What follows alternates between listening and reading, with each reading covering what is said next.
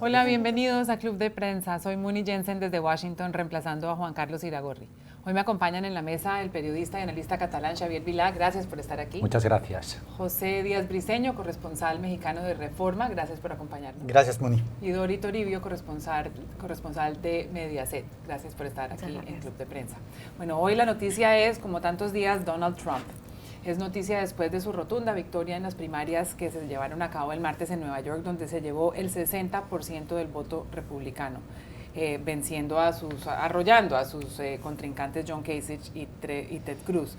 Y vuelve a despejarse aparentemente el camino para Donald Trump, un camino que estaba un poco más incierto durante las últimas semanas y que parecía favorecer a Ted Cruz, el senador cubano-americano. También parece ser que Donald Trump ha cambiado de estrategia, se ha vuelto un poco más moderado, ha modificado un poco su lenguaje, contrató un jefe de campaña, está contratando unos ejércitos de lobistas para estructurar su campaña. ¿Se ve más clara el camino de la nominación para Donald Trump, Xavier Vilá? A partir de estos cambios en la campaña, pues es cierto que parece desde fuera que la profesionaliza la campaña, que deja de ser esa campaña donde él tiene esos arrebatos, sale, dice lo que le complace, las masas se ponen contentas y se va para su casa, que le ha funcionado, y ahora trae una gente, como usted dice, pues establishment, que conocen cómo se lleva una campaña política en Washington, pero precisamente por ser establishment es un contraste tremendo con lo que Trump nos ha estado vendiendo, que era su marca, su potencia durante estos últimos meses. Él se ha encarnado como el anti-establishment, el que sale y dice basta con todo esto, voy a hacer una cosa distinta, con lo que realmente él entra en la ortodoxia política siendo el rey de la heterodoxia política. ¿Cómo va a suponer eso el avance para su campaña? Yo creo que le va a ir bien porque va a tranquilizar a determinados actores en esta ciudad que necesitan darse cuenta que el partido puede tener un candidato pues más tranquilo, más viable, pero la verdad es que también creo que va a pinchar en el electorado en determinadas partes de este país, porque mucha gente lo que quiere es ese mensaje duro de mucha guerra contra los inmigrantes, contra el establishment, que ahora parece que desaparece con esta nueva estrategia. ¿Y se aguantará Donald Trump este nuevo tono más moderado? A mí me parece que las próximas 3 semanas son claves para ver el rumbo que toma la campaña de Trump. Parecieran un poco no tan importantes las elecciones primarias en lugares como Pensilvania, Delaware, pero realmente marcarán el tono de lo que ocurrirá en la última jornada en California, que será obviamente vista con mucha anticipación. Pero si Donald Trump no llega con cierto momentum hacia esa última jornada en estos pequeños estados relativamente, pues no tendrá futuro de realmente presentar su caso como el candidato que está arrasando en las encuestas. Una duda que me queda es, ¿cambiarán las posiciones de Trump de fondo o solo el personal operativo? Porque pensemos tan solo en el tema del libre comercio, que había sido un mantra del Partido Republicano por tantas décadas. Él está en contra y podría provocar incluso una guerra comercial, al menos con México y con China. ¿Cambiará la crítica hacia México en el tema del Tratado de Libre Comercio de América del Norte? No lo sabemos, yo no creo, porque como él mismo lo dijo, sería traicionar ese ímpetu que tienen sus propios apoyadores anti-establishment. Dori, faltan 15 primarias y las próximas 5 son en la costa este. ¿Eso puede favorecer a Donald Trump y allanarle el camino a la nominación? Sí, de momento para la próxima cita, que es el 26 de abril, gana, según las encuestas, arrasa. No solo gana, sino arrasa en 4 de los 6 estados. Él cuenta con una victoria muy importante en Pensilvania, en Delaware, en Rhode Island y en Maryland. Y sobre todo, la campaña lo que está preparando ya el territorio no es tanto que él gane, que también, sino a ver en qué posición queda Ted Cruz, si va a quedar en segundo o va a caer al tercer lugar, como ha pasado en Nueva York.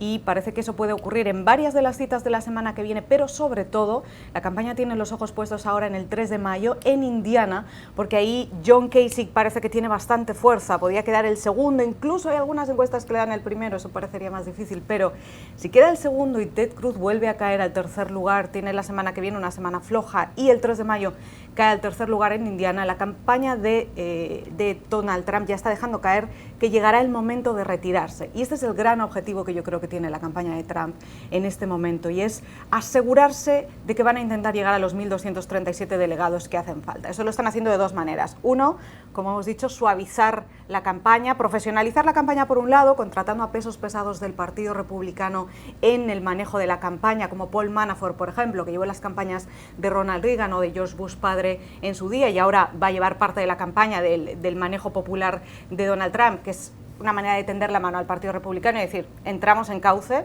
ya estamos tomándonos en serio esto. Por otro lado, se está humanizando al candidato. Esta mañana veía una entrevista de Trump con toda su familia, con sus hijos, hablando de lo buen abuelo que es y de cómo se lleva con su nieta de 20 meses. Y en tercer lugar, están asegurándose, digamos, están echando el resto en conseguir los 1.237 delegados para que no haya una convención abierta. De ahí esos mensajes de Trump de el partido tiene amañado el sistema de reglas electorales, como para ir preparando el territorio. La semana que viene va a ser muy importante, Indiana va a ser muy importante y después seguramente California, que va a ser el punto final. Es ahí donde quieren echar todo el esfuerzo para que Trump se asegure la nominación antes de llegar a julio. Y de Estados Unidos pasamos a México, Pepe. Las autoridades de Estados Unidos descubrieron un narcotúnel entre Tijuana y San Diego, un túnel de 800 metros, iluminado, ventilado, con un ascensor para 8 o 10 personas, y también decomisaron 1 tonelada de cocaína y 7 de marihuana. Este es el túnel número 13 encontrado entre los dos países desde el año 2006, utilizado justamente para transportar droga. ¿Esto es un indicio de desesperación de los carteles o es una especie de reagrupación más sofisticada de sus operaciones? A mí me parece simplemente una señal más de ese juego del gato y al ratón que se juega eternamente y diariamente en la frontera entre México y Estados Unidos, que como sabemos es la frontera más ocupada y más bulliciosa alrededor del mundo. Tan solo en esta zona de Tijuana pasan más de 1 millón de peatones cotidianamente al año, al mes ahí en esa zona, y es muy difícil que se puede inspeccionar toda la carga. Simplemente, tan solo en este caso se habla de un túnel de cocaína. Eso es muy raro porque normalmente pasa a través de autos en los cruces legales, normalmente la cocaína escondida, y los carteles ya tienen sus cuentas. Ellos dicen, bueno, enviamos 5 carros cargados, si perdemos uno es el costo de oportunidad y los otros 4 pasan y perfectos, ¿no? Entonces, si pierden un túnel, pues realmente en su lógica más grande de negocio no impacta. Hay que decir, sin embargo, que esto se enmarca en toda una contradicción más grande sobre cómo se conduce la lucha antidrogas, ¿no? Realmente apenas hace una semana también en la prensa americana salió un artículo devastador en el que se ve al gobierno estadounidense negociando con el ex jefe del cártel del Golfo del otro lado de la frontera entre Texas y Tamaulipas en México, en el que se negocia un pago de 50 millones a cambio de una sentencia de 25 años en prisión para uno de los jefes del narcotráfico más sanguinarios. Se le imponen la multa y una sentencia, y se narra en esa historia del Dallas Morning News cómo pasan los abogados del señor Ociel Cárdenas desde bóvedas secretas en ranchos que tienen en Tamaulipas, 50 millones de dólares en contante y sonante, cruzando la frontera, entregándoselas a las autoridades americanas. ¿Sabía el gobierno mexicano de esto? No es una hipocresía que por un lado tengamos los túneles y tengamos esta negociación, porque aparte ese abogado con el que negocian la entrega del dinero era el jefe de facto del cartel y seguía traficando al mismo tiempo que negociaba con los americanos. Y mientras tanto en Nueva York se discute en la Asamblea General de las Naciones Unidas la política antidrogas. Xavi, usted acaba de regresar de México, ¿cómo valora esta noticia? Entroncando con Trump, yo me pregunto, un muro no para el túnel, ¿verdad? O sea que desde ese punto de vista el muro de Trump no iba a solucionar este problema. La verdad es que estando en México, por ejemplo, leyendo el domingo un magnífico editorial del periódico de Pepe, estaban ahí hablando mucho de cómo México debería modificar su política respecto a los Estados Unidos y tomar una postura de más fuerza. Porque, ¿qué ocurre? Que el debate político en Estados Unidos a propósito de México, aquí ya lo conocemos, es de una agresividad hacia México enorme y de mirar por encima del hombro al país vecino del sur. El articulista decía, México necesita modificar su política para poder negociar con Washington desde una posición de fuerza, porque si continuamos de este modo, no solo no nos toman en serio en Estados Unidos, sino que nosotros no podemos influir de ningún modo en cómo el relato de lo que es México hoy en día se percibe en Estados Unidos. En general, desgraciadamente, hay una opinión mala de México en muchos sitios de Estados Unidos. Se vincula a todo esto que estamos hablando, a la droga, a los túneles, a la delincuencia. ¿Cómo México puede modificar esa percepción? A lo mejor tú sabes mejor cuáles serían los contactos que se podrían establecer, pero lo que está claro es que en ese artículo había una durísima crítica contra la Secretaría de Relaciones Exteriores mexicana porque no ha habido una política buena. Bueno, el último embajador mexicano en Washington ha durado 7 meses. Así es. 7 meses. Ayer fue la ceremonia de confirmación del nuevo embajador que llegará a Washington. ¿Y por qué se ha ido? No hemos oído de ese embajador saliente decir nada sobre Trump. Es absolutamente increíble que tras los ataques furibundos que ha habido, el embajador mexicano aquí no. Pero es mejor contestar o no, porque esta es una pregunta yo creo legítima. Parece increíble que México no conteste en algunos momentos, pero ¿y no es peor contestar y rebajarse al nivel de esos ataques? Ha habido un momento que yo entiendo las dudas y era no legitimar los ataques de Trump. Claro que ahora estamos en un momento que los ataques son tan serios y es el líder de los republicanos y evidentemente puede ser el candidato, que igual sí ha llegado la hora, pero yo creo que es una duda legítima. ¿Qué hacer con unos ataques que van por debajo de la cintura? A veces es mejor callarse, ¿no? Es una apreciación muy interesante, pero a lo mejor quizás responder, porque los constituents que llaman aquí de ese país están pensando, ¿cómo nadie responde a las barbaridades que dice este señor? Pues desde luego tienes toda la razón. Y a veces responden y es peor. Recordamos las declaraciones, tú te acordarás, Pepe, del expresidente Fox, sí, cuando soltó aquello, acabó beneficiando a Donald Trump justo antes de unas primarias, además, porque quedó todavía peor. Y además hay que contar con ese electorado de Donald Trump que en realidad está igual de enfadado que él. A eso juega Trump, a estar igual que enfadado de sus votantes, dice. Entonces, cuando México entra en ese juego, solamente le da la razón en lo que dice y beneficia, porque los votantes dicen, bueno, mira cómo nos están tratando, vamos a por Trump, ¿no? Sí, muy rápido, el Ministerio de Relaciones Exteriores de México justamente destituyó al embajador que estaba aquí, que incluso antes de venir al cargo dijo muy furibundamente en el Senado mexicano que Trump se iba a disculpar por todas las cosas que decía. Dice la Secretaría de Relaciones Exteriores mexicana que viene una nueva campaña más sofisticada, no necesariamente de enfrentamiento, como dice Dori, contra Trump directamente en medios, pero sí un poco más por debajo de terreno. Sin embargo, la caída en la aprobación de México a lo largo de todo el territorio estadounidense no es una cosa que provoca Trump. Si uno ve las encuestas, en los últimos 10 años, la caída en la popularidad de México en el público estadounidense ha caído. ¿Qué tipo de campaña se necesita? Una más sofisticada. Así es, ya regresamos a Club de Prensa, no se vayan. Regresamos a Club de Prensa. Xavier Vilá, la reina Isabel de Inglaterra cumplió 90 años, se han hecho una serie de celebraciones y homenajes y sin embargo el diario británico The Guardian ha publicado un editorial titulado Es hora de hablar de un cambio, en donde básicamente habla sobre la reina, quien ha sido la monarca que más ha durado en el trono, la mayor de todos los monarcas anteriores, y dice que más o menos nada ha cambiado desde 1952. Misma reina, mismo príncipe consorte, mismo príncipe heredero, el príncipe Carlos. Usted ha expresado aquí su visión sobre la monarquía. ¿Está de acuerdo con el Guardian? Sí, creo que el Guardian es un periódico al que deberíamos suscribirnos todos para temas relativos a la monarquía, porque creo que tienen la aproximación adecuada. Sí, yo creo que esta es una institución anacrónica, inútil, cara y no justificada. Entonces, los ciudadanos que tenemos un pasaporte de un país que se rige bajo una monarquía, en algunos casos, que es el mío, otras personas piensan diferente, gracias a Dios, pensamos que esto es detestable, que parte de nuestros impuestos se dediquen a sufragarle la vida a una persona que no hace nada de provecho, es absolutamente injusto.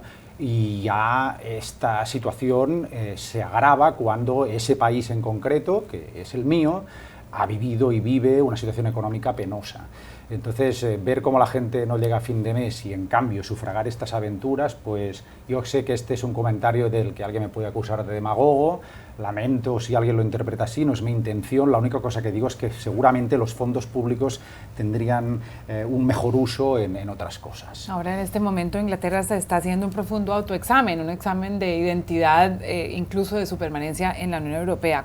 ¿Conviene la monarquía como un símbolo de estabilidad o es hora de hacer un cambio? Es Es que a mí me parece lo notable, más allá de las fobias o filias que tengamos con la monarquía, es que la figura de la reina Isabel es ya una figura histórica que rompe muchos paradigmas y también en longitud de tiempo, las cosas que ha tenido que vivir y también el manejo de imagen que tiene la señora. Hay que decir, por ejemplo, a mí me parece increíble esta cuestión de lo mal que se viste.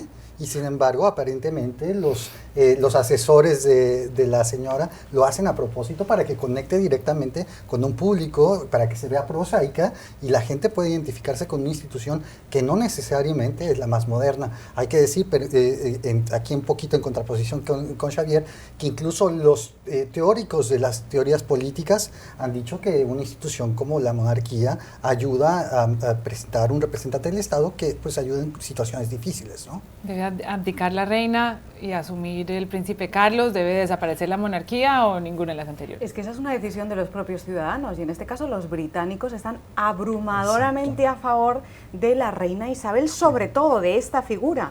Y si uno mira las encuestas, sobre todo las que se han publicado estos días con el cumpleaños de la reina, ve que además un país como ellos, que se cuestionan su propia identidad tan a menudo, que ahora mismo se están cuestionando no solo qué es ser británico, sino qué es ser europeo. Es un país que suele cuestionarse a sí mismo muy a menudo, no está cuestionando en este momento la monarquía, y eso tiene mucho que ver con el papel que ha jugado Isabel II, que ha jugado un muy buen papel, quizá no haya conseguido grandes éxitos, pero tampoco ha cometido grandes errores, y después es muy curioso porque en estas encuestas siempre los británicos dicen que una de las cosas que respetan más de su monarquía es que está casi construida como una empresa, la marca Windsor, que además es muy rentable económicamente, según los expertos genera 46.000 millones de euros al año, y esto es algo que los británicos también consideran de manera positiva. Una pega que yo le pondría, ya que analizábamos minuciosamente, a mí me resulta muy curioso cómo esta reina nunca concede entrevistas.